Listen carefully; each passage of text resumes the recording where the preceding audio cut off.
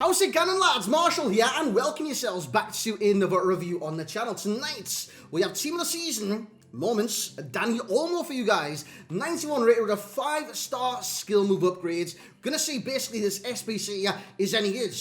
So guys, if you do enjoy, you know what to do. Like, a comment, subscribe, and make sure you get your ratings in the comment section below. I want to see you amongst the discussion at the end of the video. Of course, the intros, they're shorter now, the gameplay is longer, and we're listening and going off your feedback each and every single day. So if you've got any feedback to the reviews, simply get in the comments. I do listen to all feedback, and I do look to implement changes all the time. And by the time this comes out tonight, there'd be lads, there'd be about 50,000 reviews out by now. Some would have been out in the first 10 minutes, you know what I'm saying? 0 games. Some without in the first hour, maybe 1-2 games. But we're going to review it, DANI OLMO. I did play it during the Newcastle game, but since the Newcastle game's finished, we get to edit and stuff like that. Newcastle kicked off like 6 PM, so that's kind of inconvenient. Premier League, think of times when it does come to 6 PM content. Just leave that for FIFA, basically. So, DANI OLMO, 5-star skills, a 4-star weak foot height and medium work rates, and he's 5'10". His stats, they're quite good, man. They're quite good. I say quite good, they are excellent. You look at certain attributes that he's got. By the way, I actually did use basic on him. I went with the basic and just kept the basic in terms of the chem style because, honestly, it's not even that bad, lads. It's not even that bad. He's got 99 in terms of acceleration, 89 sprint speed, plus 5 in that section. Of course, basic, it adds basically to each section. And given that he's got his lowlights in each section, he's got his highlights in each section, but if I was to choose a chem style, I wouldn't know which one to go for, to be honest with you guys. He's going to be a cam. He's going to be a cam, and nothing but a cam. I don't think he's very versatile in this game as DANI OLMO, which is very unfortunate to kind of say that. But honestly, he's very one-dimensional in terms of his positioning. In terms of finishing, Jesus, he's got 87 in terms of the finishing stats, but he's got 91 shot power, 88 long shots, 88 volleys, and 83 penalties. He's 93 in terms of reactions and 76 penalties. How the hell did I mess that up? But lads, penalties, he's kind of lacking in, so if you do get a pen, try not to take it with DANI OLMO. Free kicks, definitely do that, 88 in that category. He's got 91 vision, 90 crossing, 91 short pass, 90 long pass, and 84 curve. His dribbling is one of his best categories, lads. 92, 99 balance, 87 reactions, 95 ball control, dribbling, and 94 composure with good stamina as well. Strength on the low side, and as you see by traits, it's got some good ones, man. Flair and outside of foot shot. But like I said, lads, what we're doing is keeping the intro to a minimum so we can get straight into the gameplay and the gameplay for even longer. So I can show you exactly what he's good at and exactly what he's capable of. So with that being said, let's get in the gameplay of DANI OLMO. So here we go then, lads, into the gameplay. The division I was playing tonight, I believe it was Division 2. I kind of bounced between Division 1 and Division 2 on a regular basis. Lads, in Division 1 it's very, very boring, you know what I mean? So I kind of bounced between the two of them, to be honest. Basically, it depends if I get bored or not, lads. Because opponents, they just tend to keep the ball and pass it around the back and stuff like that. I get very bored against those players. Did not get bored tonight. Because DANI OLMO put on a show. That was his first goal on his first game with his, well, second shot. His first one did get blocked. But that was utterly sublime. And it just shows what he's capable of. Lads, that wasn't even a finesse. I don't believe that was even a finesse. That was a pure power strike right in the top bins. And again, I was just looking at that and thinking, so DANI OLMO can definitely shoot, so he's definitely capable of scoring from multiple angles. So when I did get this pass through ball, I thought, you know what, let's get it back onto his foot and just power it in your post. It's a great save by the goalkeeper. But again, on that you would have seen kind of I don't know what to say, his great dribbling, the control on his dribbling's nuts. And I'm talking about the ball control, it sticks to his feet like glue each and every single time. We got one man on the ball there, into Enquiries, into DANI OLMO. DANI OLMO is going to get this back onto his right foot and lose the ball, unfortunately. Well, lads, he's very unlucky in that kind of scenario too. Now, what I was trying there was to see what skills you're capable of, stuff like that.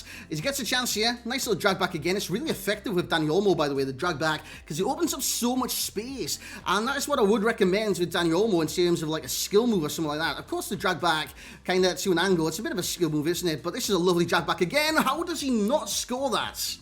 Needs to be a goal. Could I finessed it at the near post where the keeper was? Yes, but lads, that should still be a goal.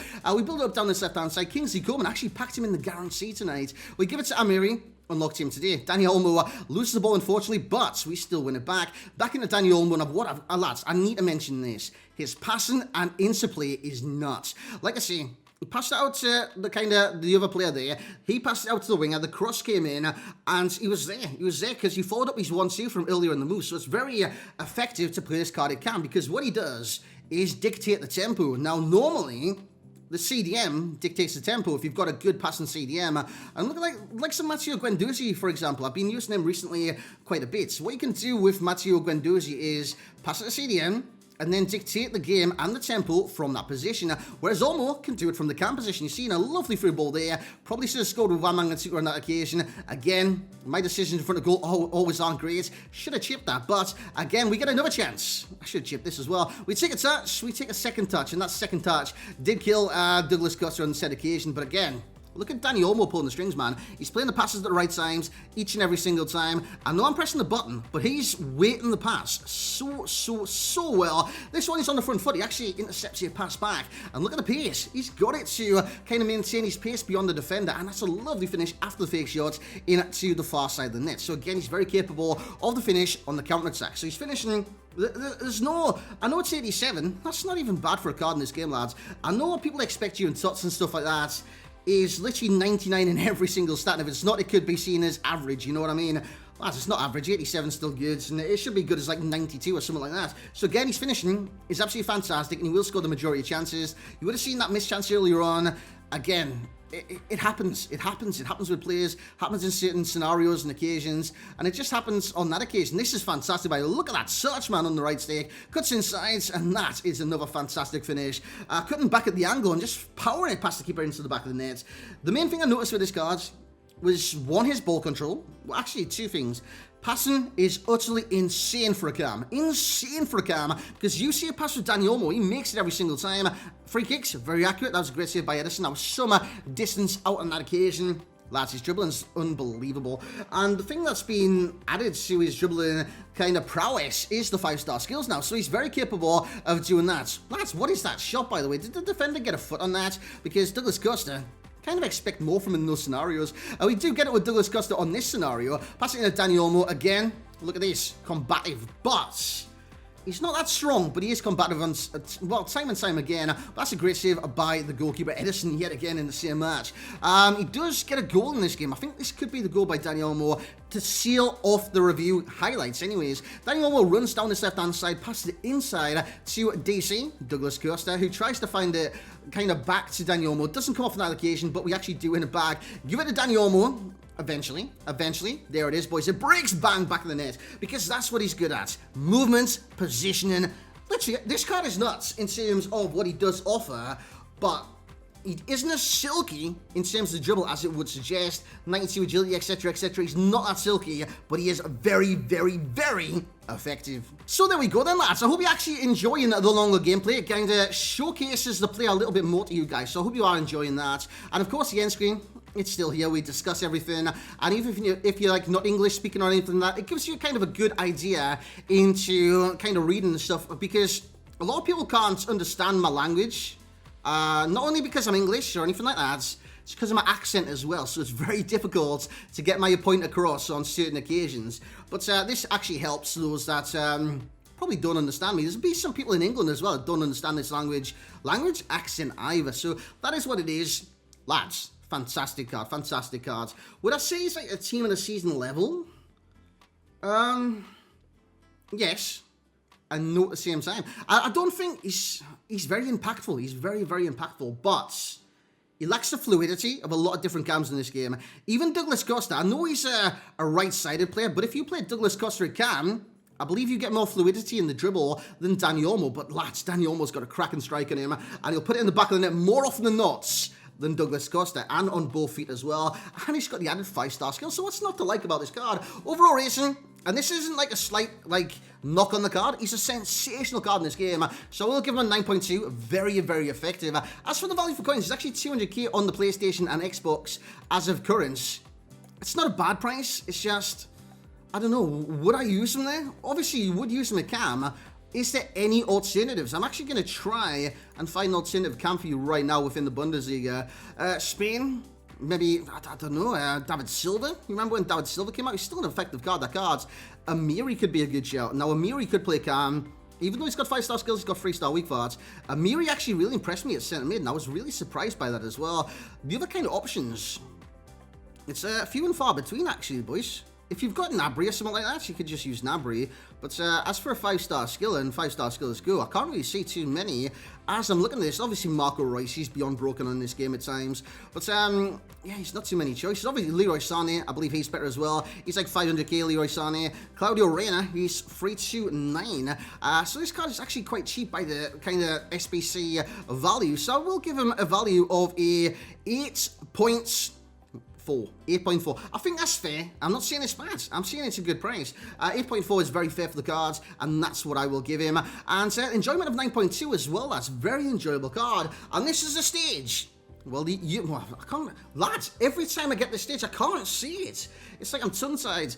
Leave your ratings in the comment section below is basically what I'm trying to say. And get them in there, your overall, your value, and your enjoyment. I want to see all three of those, and I want to hear your opinions. Like I say, on each and every single review right now, it's not a one-way street. It's just not my opinion, and all else is wrong. I want to hear your opinions. I want to hear your discussions and your experience with DANI OLMO in the comments. So get involved in the conversation.